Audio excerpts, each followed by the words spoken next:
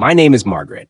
I am 67 years old, and I have a story to tell you about betrayal, respect, and a kind of revenge you don't see coming. People always say family is everything, but what happens when the very people you raised, the ones you sacrificed for, turn around and betray you in the cruelest way possible? That's exactly what happened to me. I want you to listen closely, because this story is not just about me. It's about every mother, every parent who gave everything for their child only to be cast aside. Today, I'm going to share how my own son tried to put me in a nursing home.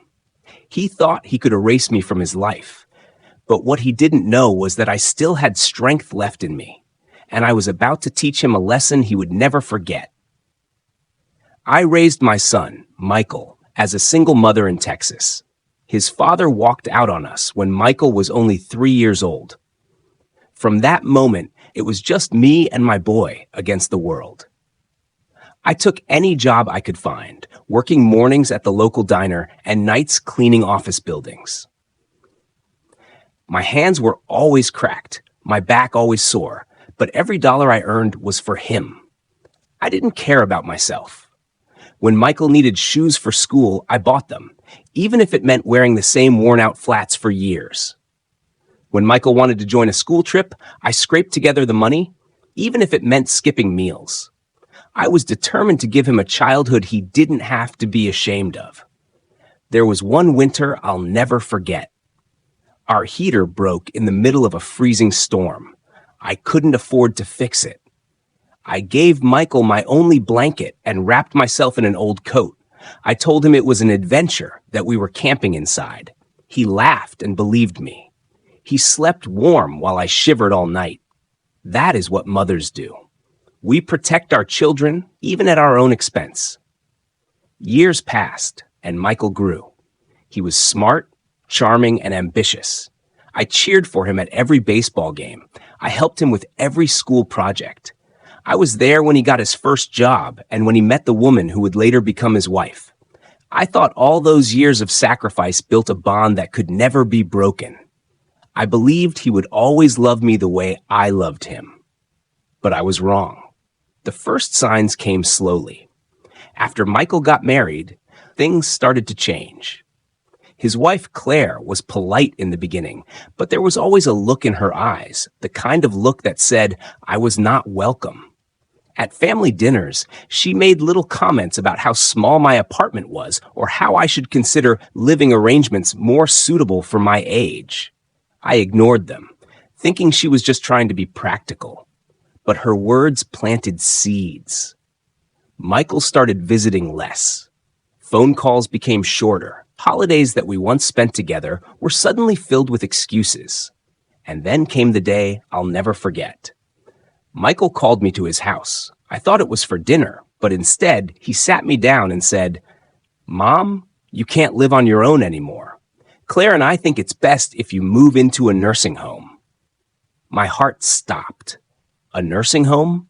After all I had given, all I had sacrificed, this was his solution? Not inviting me to live with them, not offering help. No, he wanted me out of the way. I tried to reason with him, but his mind was made up. Claire stood in the corner, her arms crossed, a satisfied look on her face. That night I went home and cried like I hadn't cried in years. I thought back to all those moments when I gave everything for him. The nights I worked 2 jobs so he could eat. The times I went hungry so he could have new clothes. The cold winters I endured so he could stay warm. And now he was casting me aside like I was nothing more than a burden. But here's the thing about mothers like me. We may be old, we may be tired, but we are not weak. Somewhere deep inside, a spark lit up. I decided if my son thought he could disrespect me, he was about to learn just how wrong he was. And that's when I remembered my own mother. Because believe it or not, this cycle of disrespect wasn't new. Years ago, my mother went through something similar. People tried to humiliate her, to treat her as if she was worthless just because she was old. I remembered standing by her side as she endured it. I remembered the anger I felt when I saw her disrespected. That anger came back now, stronger than ever. Before I tell you exactly how I got my revenge, let me take you back to that moment with my mother, because it explains why I refuse to let history repeat itself. My mother, God rest her soul, was the kind of woman who gave everything and asked for nothing. She raised us during hard times when every penny counted. And yet, when she was older, my relatives spoke to her as if she was a burden, as if her years of sacrifice meant nothing. I remember one family gathering where an uncle mocked her for moving slowly. She smiled politely, but I saw the pain in her eyes. I wanted to scream. That day, I promised myself I would never allow anyone to treat her that way again. And when she passed, I thought that promise had died with her. But now, facing Michael's betrayal, that promise came alive once more. I knew I wasn't going to quietly accept being shoved into a nursing home. I wasn't going to let my son and his wife erase me from their lives. If they wanted to disrespect me, they were about how much fight I still had left.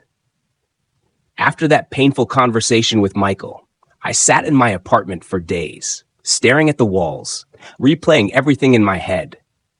How could the boy I raised, the boy I sacrificed everything for, look me in the eyes and decide that I belonged in a nursing home? I wanted to believe maybe Claire was the one pushing him, that my son's heart was still soft somewhere under all that pride and selfishness. But life has a way of showing you the truth, whether you're ready or not. A week later, Claire invited me to a family gathering at their house. She said it was just a small dinner, but when I arrived, I realized it was much more than that. It was a celebration for her parents' anniversary, and almost everyone from their side of the family was there. The house was full of laughter, music, and food. At first, I was happy. I thought maybe this was Michael's way of including me, of showing me I still belonged. But the moment I walked in, I saw the looks, the whispers. People stared at me like I didn't fit, like I was some unwanted guest. Claire didn't help either. She barely spoke to me, only offering a quick, forced smile before moving on to entertain her family. I sat quietly at the table, trying to blend in, but then something happened that cut me deeper than I can explain. Claire's cousin made a joke about how hard it must be to take care of the elderly. She laughed, saying, "That's why I told Michael we need to put her in a home before she becomes too much work." Everyone laughed. Everyone, even my son. I felt the room spin. My hands trembled under the table. I looked at Michael, hoping he would say something, anything, to defend me. But he didn't. He just sat there with that uncomfortable smile, as if he agreed but didn't want to say it out loud. That was the moment I knew. There was no saving the bond we once had. There was no pretending this was just a misunderstanding. My son and his wife didn't respect me. They didn't love me the way I loved them. And if they were going to treat me like a burden, then I was going to show them I was far from helpless. That night, when I went home, I couldn't sleep. My mother's voice echoed in my mind. I remembered her standing tall, even when others tried to humiliate her. I remembered her whispering to me, "Never let anyone take your dignity." And suddenly, I felt a calmness I hadn't felt in years. If Michael and Claire wanted to push me aside, I was going to step aside, on my own terms. The next morning, I went to the bank. See, there was something Michael didn't know. When I worked those long hours all those years ago, I wasn't just paying bills. I was also saving little by little. It wasn't much, but I invested wisely. And when my mother passed, she left me her old house, a small, modest place, but valuable enough. Michael thought I had nothing. He thought I was living check to check. But the truth was, I had assets. I had more than he realized. And I knew exactly what I was going to do with them. You see, Michael had been bragging about the new house he and Claire bought, a big place in the suburbs with a pool and a fancy kitchen. What he didn't know was that I was still on the title. You heard me right. When he first bought that house, he didn't have enough credit or savings to do it alone. He begged me to co-sign and help cover the down payment. At the time, I thought I was helping him start his life. I never imagined that one day, that detail would become my weapon. I started making phone calls. I talked to real estate agents. I spoke to my lawyer, and slowly a plan began to form. I wasn't going to fight Michael with shouting or begging. No, I was going to fight him with intelligence, with patience, and with power he didn't even know I had. But before I reveal exactly what I did, let me tell you what gave me the courage to go through with it. One afternoon, I went for a walk in the park near my apartment. I saw an older woman, maybe in her 70s, sitting on a bench feeding pigeons. She was laughing, so free, so alive. She wasn't rich. She wasn't dressed fancy, but she had this light in her eyes. I sat next to her and we talked. She told me she traveled the country in a van with her late husband before he passed. She said life was too short to stay in one place, too short to let other people decide your worth. Her words stuck to me like glue. That night I sat at my kitchen table and said to myself, I don't need a nursing home. I don't even need a house. What I need is freedom. And that's when it clicked. I wasn't going to fight for Michael's approval anymore. I wasn't going to beg for a seat at his table.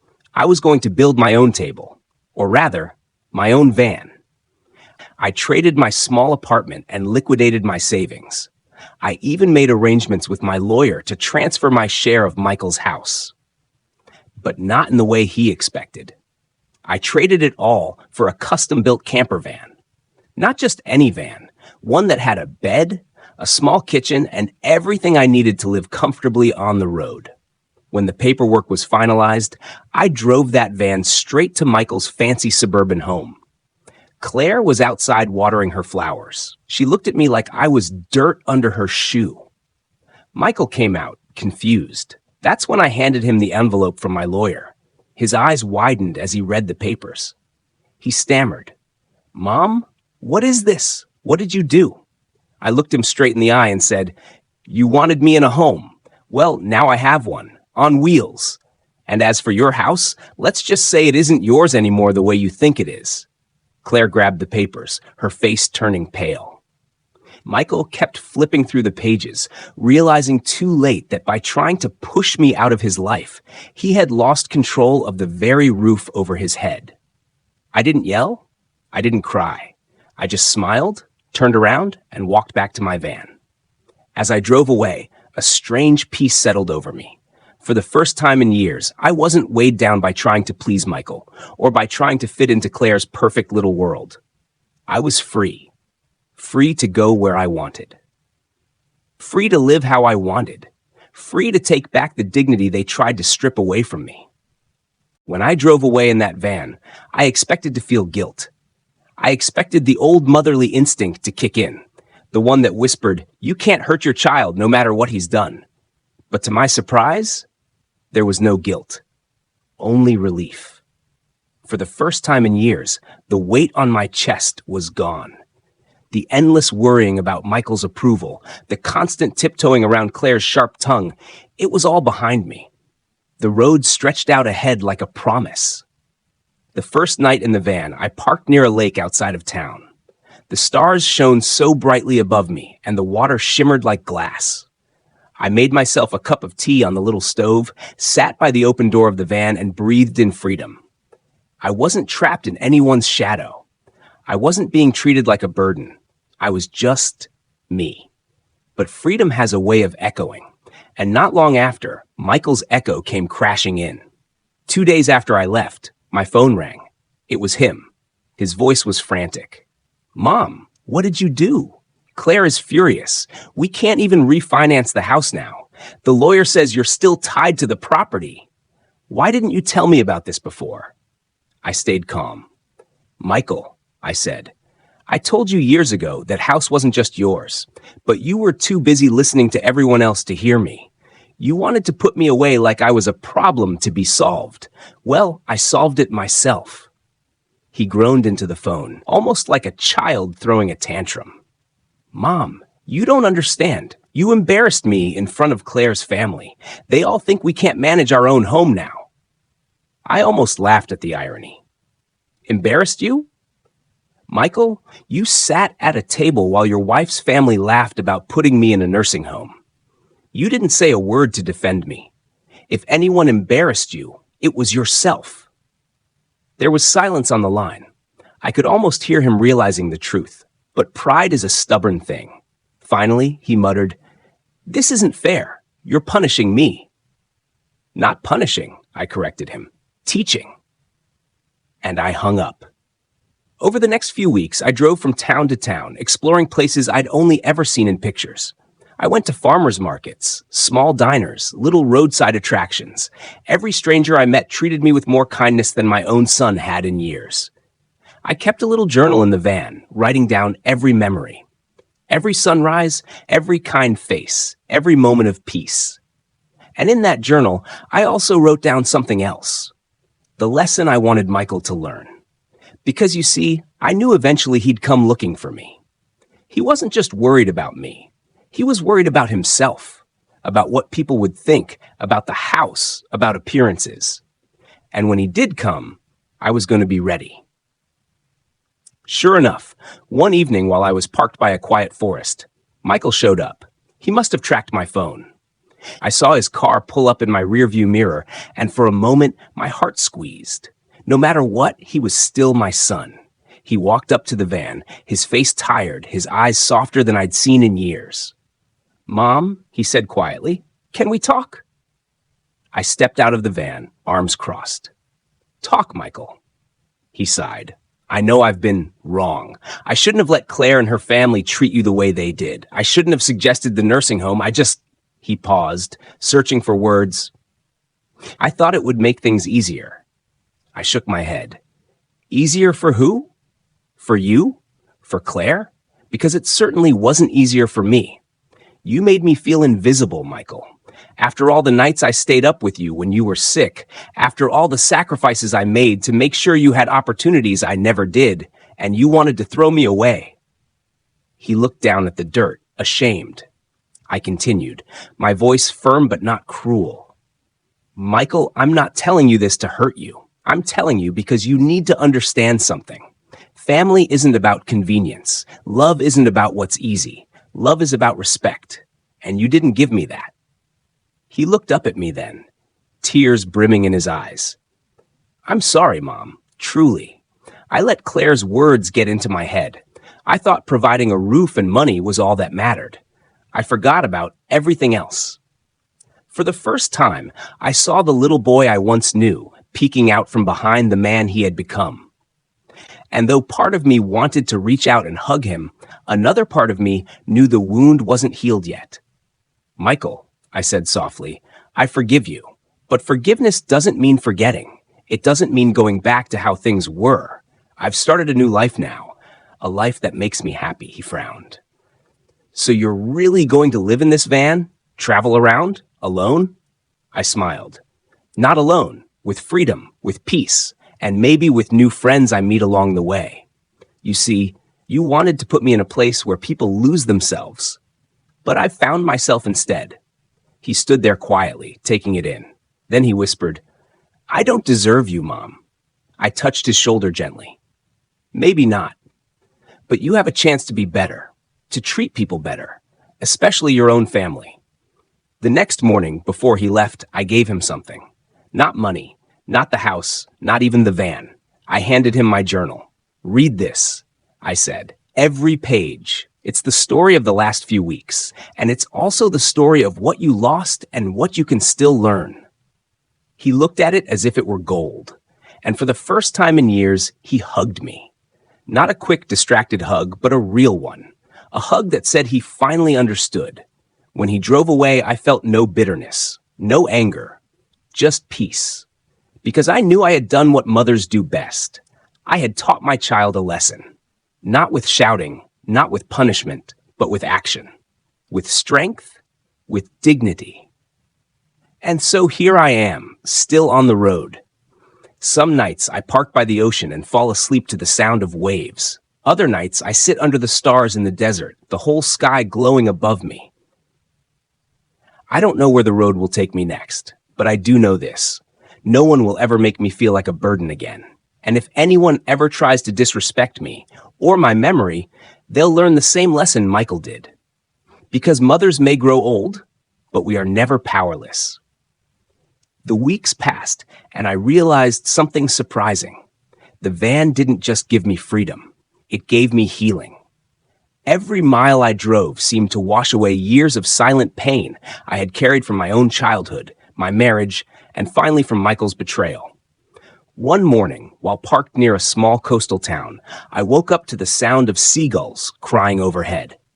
The salty air filled my lungs, and for the first time in decades, I felt like a young woman again. I brewed a simple cup of coffee and sat watching the sunrise. I thought to myself, this is what life was supposed to feel like. Not duty, not sacrifice, but joy. And that joy grew every day. On the road, I met people who reminded me that family isn't always blood. There was Sarah, a widow who ran a tiny bakery in Oregon. She gave me warm bread right from the oven and told me her story. Her children lived across the country and rarely called but instead of crying about it, she poured her love into the townspeople who visited her shop. Family isn't always about who you raise, she told me. Sometimes it's about who you nourish. Then there was Miguel, a retired fisherman I met by the pier. He taught me how to mend a fishing net, laughing as if life were still as simple as the tides. The sea takes, but the sea gives back, he said. So do people. The trick is not to drown in what they take. Every person I met carried scars, just like me. But they weren't broken. They were living proof that survival could be beautiful. Back home, though, Michael was struggling. I didn't hear from him for weeks, but when he finally called again, his voice was different. Heavy, almost broken. "Mom," he said, "Claire left me." The words hit me like thunder. Not because I was surprised. Claire had always been cold, selfish, and controlling, but because I could hear the boy in Michael's voice again. The same boy who once cried when he lost his first toy. "What happened?" I asked gently. She said I embarrassed her in front of her family. She said I wasn't man enough to keep the house. She just packed her bags and left. There was silence between us. I wanted to comfort him, but I also wanted him to face the truth. Finally, I said, "Michael, maybe Claire didn't leave you. Maybe she freed you." He sighed. "You don't understand. I loved her." I closed my eyes, remembering all the nights I stayed up waiting for my husband, Michael's father, to come home from work. He loved me too, but love without respect is a chain. I didn't want my son to repeat my mistakes. "Michael," I whispered, "sometimes love blinds us, but respect keeps us alive. You let Claire take your respect, and then you let her take mine. Maybe this is your chance to learn what love should really mean." He didn't answer right away, but before hanging up, he said something that gave me hope. "I'm trying, Mom. I really am." Not long after that call, I found something while cleaning out an old box I had kept in the van. It was a letter, yellowed with age, from my own mother. She had written it to me before she passed, but I had never really read it carefully. In her shaky handwriting, she wrote, "My dear daughter, if you are reading this, it means I am no longer by your side. Remember this, the world will try to make you small. It will try to make you forget your worth. But you are stronger than you think. Don't let anyone silence your heart. Live, even when others want you to shrink. And most of all, never forget, your life is yours to keep." Tears streamed down my face as I read it. My mother had given me the very advice I had forgotten when I let Michael and Claire's words control me. And now it was my duty to pass that wisdom down. A month later, Michael showed up again. This time, he looked different, thinner, more humble. His eyes carried exhaustion, but also sincerity. He didn't come empty-handed. In his hands, he held the journal I had given him. The cover was worn, pages dog-eared, words underlined. "Mom," he said softly, "I read it, every word. I didn't realize how much I had hurt you, or how much strength you carried all these years. I thought I was protecting you by planning that nursing home, but I was really just protecting myself from responsibility." His honesty stunned me. "I'm sorry," he continued. And I know sorry isn't enough. I can't change what I did, but I want to change who I am. I want to be the kind of son who makes you proud again. For a moment, I was speechless. Then, without thinking, I reached out and pulled him into my arms. You're already on the way, Michael, I whispered. Not because you said sorry, but because you're finally listening. After that visit, things began to shift. Michael called me often, not to ask for favors, not to complain about Claire, but just to talk. Sometimes he'd tell me about the dinners he cooked for himself. Sometimes he'd ask me questions about his childhood. Mom, do you remember when I had that awful fever at 7 and you stayed awake all night with a cold cloth on my forehead? Yes, I laughed. You asked for ice cream at 2 a.m. He chuckled. I don't know how you did it all. I really don't. For the first time in years, we weren't mother and son locked in battle. We were mother and son finding each other again. Even as my relationship with Michael healed, I didn't stop my journey. The van became more than a home. It became a symbol of my independence. I volunteered at community gardens in towns I passed through. I told my story to women who felt invisible in their own homes. And everywhere I went, people told me the same thing. Your story gave me courage. That's when I realized this wasn't just about me. It was about every mother, every woman, every person who had ever been silenced, dismissed, or disrespected. Months later, Michael visited again. This time, he brought flowers. Not for me, but for my van. Laughing, he said, "If this van is your new life, I should respect it too." We sat by a campfire that night, watching sparks fly into the sky. And for the first time, he said words I had waited my whole life to hear. Thank you, Mom, not just for raising me, not just for forgiving me, but for teaching me that strength doesn't always mean staying quiet. Sometimes it means walking away. I smiled, my heart finally at peace, because he was right. And so my journey continues. I don't know where tomorrow's road will take me. Maybe another ocean, maybe another mountain, maybe another soul who needs to hear my story. But I do know this. I am no longer a shadow in someone else's life. I am my own light, and that light will never, ever be dimmed again.